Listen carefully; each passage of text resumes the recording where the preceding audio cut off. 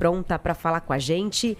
Vamos falar de esporte com ela, que também é do esporte, Marina Isidro, que acompanhou a seleção semana passada na Inglaterra, diante de Senegal. E tem as informações sobre a equipe do Carlo Ancelotti, que vai enfrentar a Tunísia, o último jogo da seleção em 2025. Certo, Marina? Tudo bem com você? O que você sabe sobre o duelo de daqui a pouquinho? Teremos mudanças? Como é que vai estar essa seleção? Ao que tudo indica em campo. Conta pra gente. Olá, Renata, Maiara, Tomás, todos que nos ouvem. Pois é, daqui a pouquinho tem Brasil e Tunísia em Lille, na França, 4h30 horário de Brasília. Como você disse, último amistoso do ano, então último compromisso da seleção brasileira, que vem de vitória por 2-0 aqui em Londres, né? No último amistoso contra Senegal, uma atuação que deixou o técnico Carlo Ancelotti bem satisfeito. É um time que está cada vez mais, né, tomando forma. O Ancelotti diz que ele já tem uma ideia bem clara do grupo que quer levar para a Copa, apenas com alguns nomes a definir. Então, quem quiser mostrar serviço tem que ser logo, porque só tem mais uma convocação em março, antes da lista final. Falando sobre esse jogo de daqui a pouco vai sair a escalação, mas a tendência é que só tenha uma mudança com relação à equipe que venceu o Senegal, porque o Gabriel Magalhães sofreu uma lesão na coxa, então ele nem viajou com o grupo para a França. Então o Wesley deve entrar na lateral direita e aí o Éder Militão vai para a zaga. Então deve ser um time muito, muito parecido com o que entrou em campo contra Senegal. Quanto ao Carlo Ancelotti, ele está prestes a completar 6 meses no cargo, né? Ele foi anunciado oficialmente em maio, essa vai ser a 8ª partida do italiano no comando da seleção brasileira. Ele, por enquanto, tem 4 vitórias, 1 empate e 2 derrotas, mas é claro que a gente não pode ainda entrar nesses números, principalmente quando a gente fala de derrotas, porque o Ancelotti teve muito pouco tempo com essa seleção e tem usado esses jogos para fazer testes, né? Então, nem sempre as coisas saem como ele gostaria. Ele tem contrato até a Copa do Mundo, a princípio, mas é claro que já existem rumores, né, dúvidas, perguntas se ele renovaria o seu contrato até depois da Copa do Mundo. E ele falou sobre isso na última entrevista coletiva. Vamos ouvi-lo. No hemos conversado, pero es posible, sí, posible, porque sí, es posible, porque, como he dicho, me encuentro muy bien aquí. No tengo otras ideas que no sea, de momento, el equipo de la selección brasileña de Brasil. Para seguir, tenemos que ser 2. ACBF y yo, me creo que no tenemos prisa para hacerlo, pero la idea puede ser de seguir. Yo no tengo problema. La verdad es que el contrato antes del Mundial es mucho más barato y después del Mundial puede ser mucho más caro. Toda brincadeira tem um fundo de verdade, né? Isso é verdade. Dependendo do que acontecer na Copa, antes sai mais barato, depois sai muito mais caro.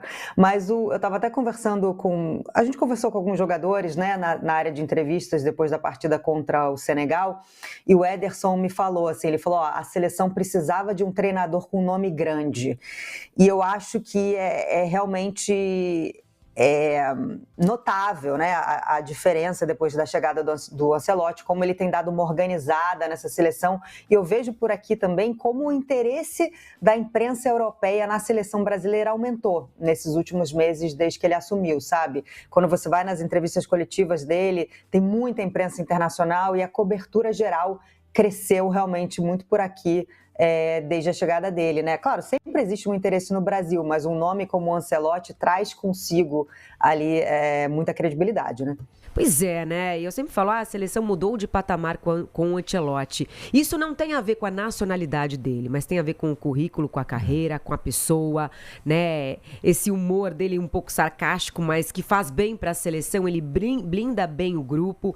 Ele é um cara, né, Marina, você pode perceber, enquanto a seleção esteve aí, ele é extremamente direto e reto, ele fala o que ele tem que falar, sem causar alvoroço, polêmica. Eu acho que ele tem feito muito bem a seleção e a seleção vem evoluindo nas mãos dele. Um tropeço ou outro, agora é a hora de acontecer, né? Porque eu acho que através dos erros que você aprende, que você evolui. Eu acho que a seleção tá no caminho certo, definitivamente. E Tomás, renova logo. O Tite não ficou 2 Copas, mesmo sem ter vencido a primeira, não ganhou nenhuma das 2, mas paciência, não dá para ganhar toda a Copa do Mundo, é muito difícil, né? Tem outras seleções, antes eram outras 31, agora são outras 47. Mas renova agora, que é mais barato. Porque mesmo que o Brasil não ganhe a Copa no ano que vem, e acho que a tendência maior sempre é não ganhar. Tem muita seleção boa. A chance de todas as seleções, inclusive, a chance maior é não ganhar. Renova agora, porque se ganhar vai ser duro renovar depois, hein, Marino? Não, é verdade, concordo. E assim, o Ancelotti dá toda a pinta de que ele está realmente muito feliz, né? Todos os relatos que a gente ouve é que ele está feliz no Brasil, com o trabalho com a seleção brasileira. Ele mesmo disse, né, que é um trabalho muito diferente, que ele gosta muito, porque antes ele ficava com aquela pressão de trabalhar todo dia, né, quando você é técnico de um clube, agora como treinador de uma seleção nacional. Ele disse que é um trabalho de muita observação e que eu gosto muito. Ele sempre respeitou e admirou a seleção brasileira ao longo dos anos dele como jogador e como técnico. Então, eu acho assim um casamento perfeito, sabe? De alguém que gosta, está feliz onde está, e de um treinador que é perfeito para a seleção, porque assim, não só ele é super vitorioso, o único treinador a ganhar títulos nacionais nas 5 ligas europeias, principais ligas europeias, como alguém que valoriza muito, por exemplo, o comportamento dos jogadores também fora de campo, valoriza o grupo, o ambiente do grupo, e que não tem nenhum medo de dizer não. Ele não precisa ceder às pressões, ele não precisa agradar ninguém, ele tem experiência suficiente para isso, né? E só dando rapidinho uma atualização de eliminatórias europeias, tá? A gente está na reta final das eliminatórias europeias. O próximo compromisso da seleção brasileira, em março, são 2 amistosos contra as seleções europeias, né? Provavelmente França e Croácia.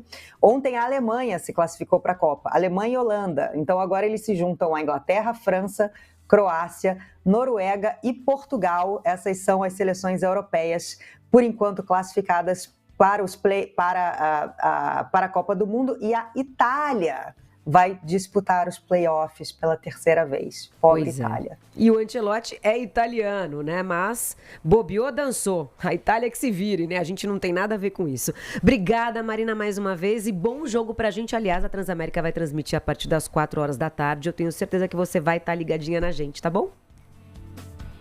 Beijo, gente. Valeu, até.